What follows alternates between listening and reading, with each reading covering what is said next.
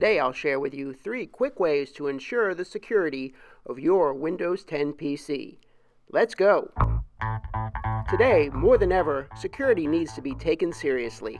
The frequent news reports certainly remind us of the dangers presented by hacking and phishing, malware, and identity theft.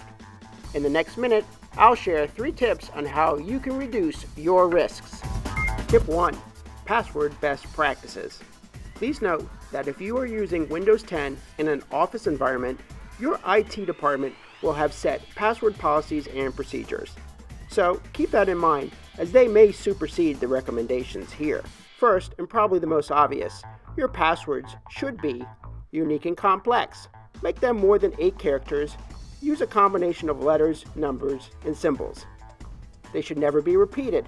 Do not use the same password for multiple sites. And change them regularly, at a minimum twice a year.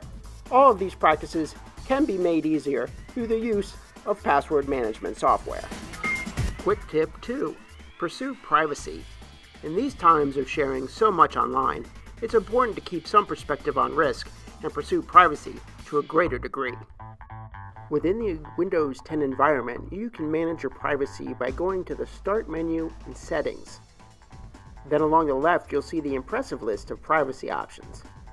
You should restrict your privacy in each of these areas as much as possible. For guidance, review here on the right. Last, tip 3. Use the built-in tools. The first tool is Windows Update. Having the latest updates will ensure that all security patches have been installed.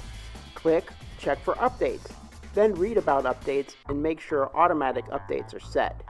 Next, back in the same Update and Security area, choose Windows Defender.